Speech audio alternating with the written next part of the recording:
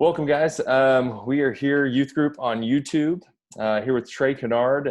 If you don't know Trey, you're going to get to know him here in the next 15 minutes. And just to make sure that we're staying strict on time, I'm going to do this. Hey, Siri, set a timer for 15 minutes. Okay. All right, here we go. It's 15 minutes and counting. All right, Trey, I know you well. I know the people at home may or may not know you well. So if you wouldn't mind doing me a favor, answer these three questions about yourself just so we can get kind of familiar with you. What have you or are you doing right now as an occupation, as your livelihood? Yeah, so I raced professional motocross, supercross for about 12 years. And then retired from that, retired from racing in 2017. And then didn't do much for about a year, and then got involved with Honda. I rode for Honda for about 10 years. And so got back involved with them, and I help with their testing development of their bikes, and then also go to the races and help their riders kind of coach them, I guess, just kind of another set of eyes. But yeah, that's what I do. Kind of a weird job, but I like it. So throughout this, you'll catch on to a common theme. Trey is super humble. You'll just go on your computer and get on the internets and type in Trey Canard, and you'll get to see a bunch of really crazy videos of this dude jumping stuff that's nuts. So also, I'm wearing my Canard jersey. I definitely have one of those. If you were like, what on earth are you wearing, Curtis? I thought that was just a cool T-shirt. Yeah, I actually wear this around daily. All right, next question. And you may have answered some of this in the first one, but I think you have others. What are some hobbies that you have going on right now? And those may have drastically changed in the last 40-something days, but what do you have going on with hobbies? It's kind of cool. My job is kind of my hobby. So, I get to ride dirt bikes, which is super cool. I'm also like kind of anything on two wheels. I love riding bicycles, mountain bikes. Like to snowboard. Don't get to do that too often. What else am I doing? I just got an Xbox One, so I never really been a gamer, but Did you jump it on? You jumping on Fortnite? No, I haven't been on Fortnite yet. Yeah, no, I've Dude, you need to try it mostly out. Supercross 3. That's been how I'm riding a little bit, and then I don't know. I'm almost embarrassed to say it. I don't know if this is cool or not, but I've been playing Minecraft Dude, yes. I'm telling you, Minecraft is cool. I promise. It is like the coolest thing. Okay, sweet. I don't know what the gamer thing is, so I'm all nervous about it. No, man, you're fitting right in with everybody. Just a quick question on your Supercross 3 game that you play. Do you or have you made your own character, and do you race as yourself? Well, on the first Supercross game, I was on it. Right. So, yeah. I was already there, but in the last one, my number's taken, so I can't really Who's got your number? Guy named Ben LeMay. So, but I did make myself. It's just kind of weird because I've changed and stuff up. No, man, that's not weird at all. I've played those games and I've definitely raced as you, so that's not weird at all. All right, last intro question. Got any pets going on at your house right now, keeping you company? Yeah, man, Frank. He's he would be in here, but he's making so much noise. He's English Bulldog, so he's not the quietest dog, but Frank's our guy, man. He's an English Bulldog, has fun, slobbers and burps and farts and does a little bit of everything.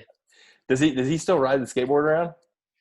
We kind of quit the skateboard because he gets pretty banged up. He had like a knee surgery a few years ago, and so he's kind of injury prone. So we try to take that away. Pet like owner, man. You guys are both just dangerous. We got some scars. Yeah, exactly. Well, hey, I just want to hit on one specific thing that's kind of been on my mind and my heart as we've been going through quarantine. I think we're all in this boat, and I think we've all had this same feeling. But I think there are some of those moments, some of those things, people, places that we've realized that we've taken for granted. We're missing desperately right now. So that's kind of what I want to focus on just in this next couple of minutes and hit on specifics in that question, just to see kind of where you are at. So if you were to think of one thing right now in your life, so thing being like I don't know, restaurant, activity, event? Like what's one thing that you're like, man, I really took that for granted, or I'm missing that right now? What would that be? Um, I don't miss going to restaurants that much. My wife and I have been just cooking at home, and like we're loving it, man. We're like enjoying it. So that's been fun. Um, I think just getting together with people, like being with people, is like you don't realize how much you really miss, like being in a room full of people, giving them a high five, giving them a hug. So that's probably been the thing. And everywhere you do that, like for me, that's going to races, that's going to church. Just being around people in general. It feels very isolating to kind of be, even when you go out and there's like lots of people, everyone's like, got their hands over their face and mask and gloves, and it's like, I don't know, it just feels really weird. So I miss just being with people. That's probably the best thing I could say. Yeah, I'm a hugger, so I'm like dying right now and I think Kinsley and Carla are being smothered because I'm like, I need hugs, and I feel like weird because I don't want to make anybody feel weird by obviously hugging them or shaking their hand or high fiving, fist bump, whatever. Because like right now, it's just not socially acceptable, Yeah. and I get that and I respect that. But yeah, that's definitely hard. Okay, so this kind of leads into the next one, but like, is there since you mentioned people, is there like a specific person or group of people who you're really just like you're truly missing the time that you had with, maybe racing family? Is there anybody in that category that you've realized that like, man, I took for granted the time that I had with them, and now I'm really missing that and kind of desperate for that connection again? Yeah, I think for me, like there's obviously people that I see a lot. We go to the races and the weekends, and so that kind of in a way becomes kind of like a little bit of an extended family for you. So I do miss just the team and a lot of people I see. Thankfully we've been able to do a Bible study with a lot of the guys that are racing, and so that's been kind of a cool way I've been able to connect with those guys, and that's been a really cool thing. Is the Zoom thing has been super helpful, FaceTime, that whole thing. But yeah, I think the racing community, and then I would say just like I said earlier, just being able to go to places. Like it's been so weird, and I've enjoyed it too because I feel like I've gotten so much quality time with Hannah, and then my wife, and then my brother, and just a little bits of people that I don't really generally get that much time with. So there's been positives too, but I think definitely part of the racing community. I think probably just being able to worship with people. Kind of weird, just Hannah and I singing by ourselves. Yeah. Yeah. So yeah, I don't know if that answers it well, but that's it. No, that's great. Yeah, Carl and I, it's me, Carl, and Kinsley in the living room singing along with Scott and listening to Phil, and then communion. We're joking because like we're not gonna pour juice into two separate cups, so we're technically a one cover congregation right now. But yeah, it's so bizarre. But so this may also go along with both of the last answers. But is there a place that you're missing right now that you've realized you've taken for granted that you've been able to basically frequent, to attend, that you're like, man, I really wish I could go there right now, and you can't because it's closed, or it's just not, it's just not the thing to do right now?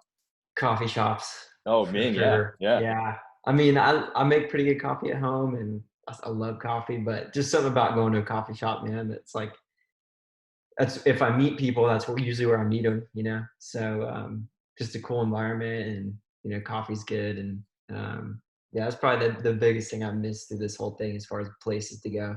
Yeah. I've been trying to hit up Ellis Island, the new one off of 33rd and Bryant, just because I want them to stay in business after all this is done.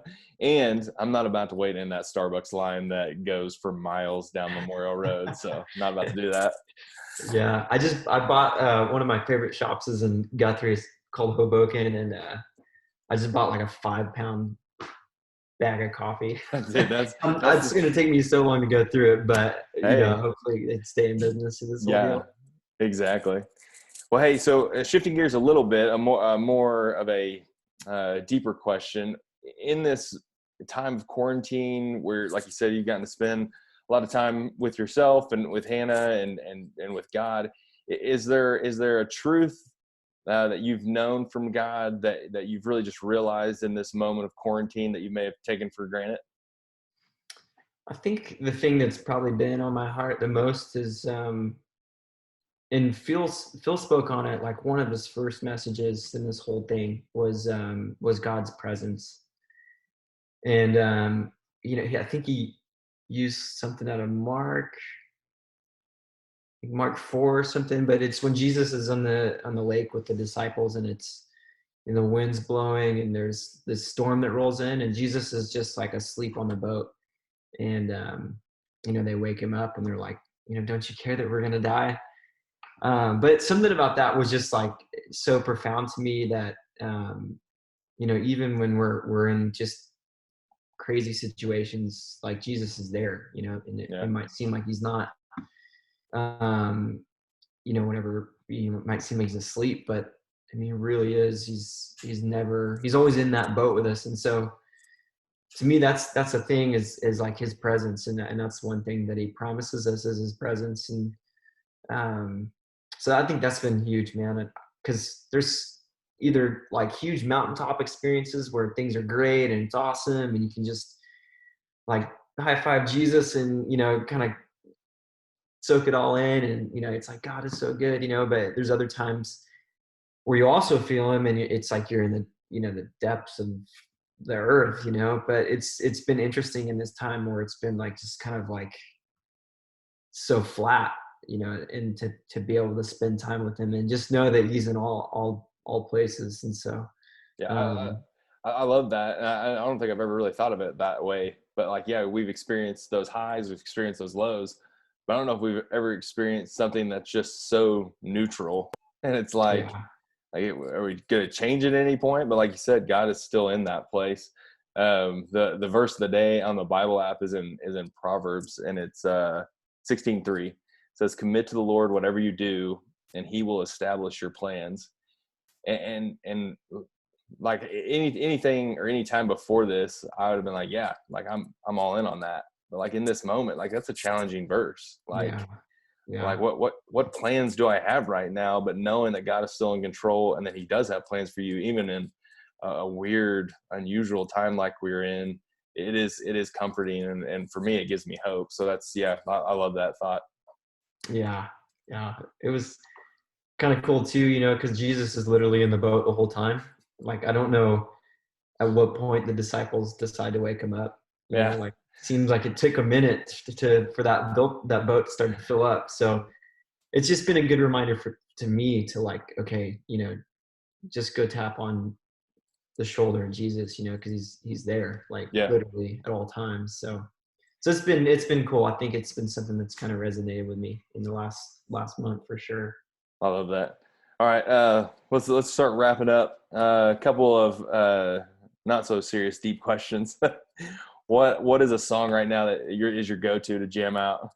Oh, dude, I saw this question. I'm like, dude, I'm the worst at this because between Spotify and like all Yeah. these like basically mixtapes, like I don't even pay attention, and my music is so all over the place. Like I grew up hardcore rock, punk rock, like, and now I'm like gotten into rap and then country, and like so I'm all over the place. But You're a big Lecrae fan, right?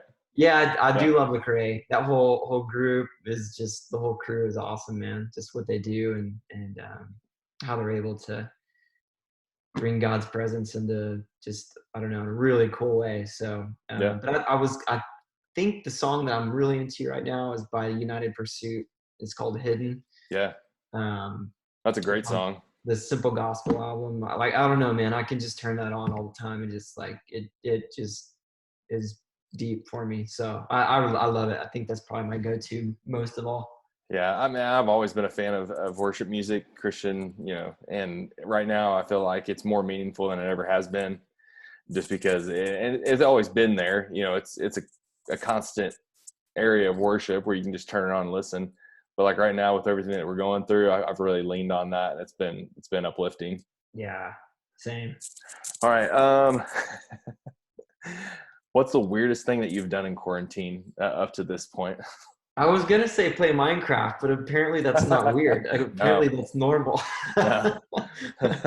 um, no, oh man, I was gonna say something else, but Have you tried to cut your own hair? I've really wanted to, but I'm like my hair is starting to recede, so Oh, I'm okay. scared that if it goes wrong, it just might not come back. And you just it's done. Yeah, Yeah. yeah.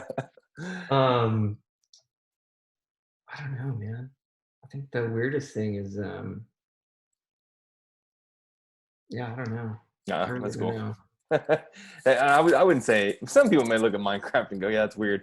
As a junior high youth minister, I don't think that's weird at all. And Yeah. the majority of the people that are going to be watching this, they're going to probably be asking you for your username to jump on with you. So, But what's weird about it is I've always been like pretty regimented about when I don't stay up too late.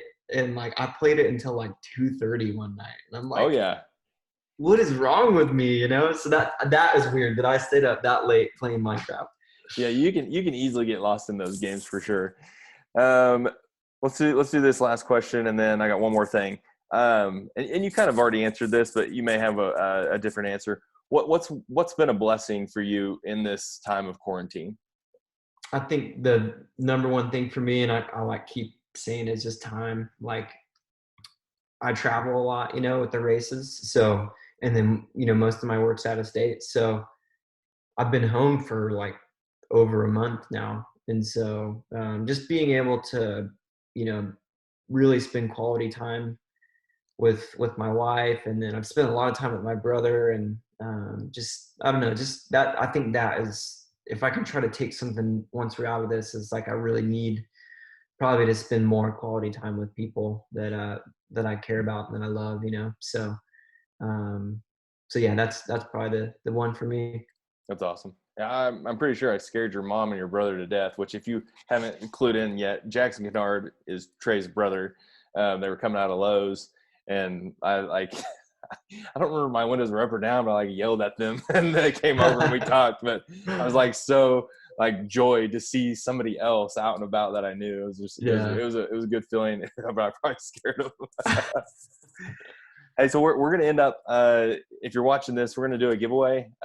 Trey has so generously offered up a hat that he has signed or is going to sign. Has signed, yes. And the way that you can have a chance to win that is if you will leave in the comment section here on YouTube what years Trey has won championships. I'll give you a hint. It's 2 different years. And that's all I'll say in the championships.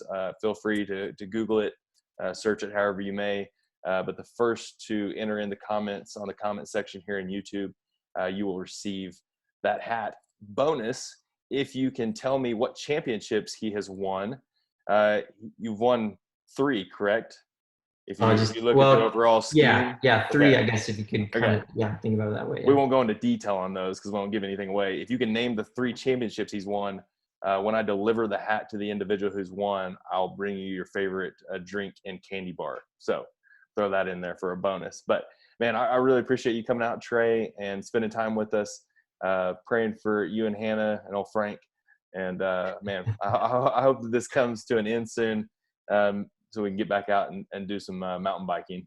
Yeah, me too, man. Well, thanks for having me on. I appreciate it. It's good to see you. No problem, man. We'll talk to you later. Okay, sounds good.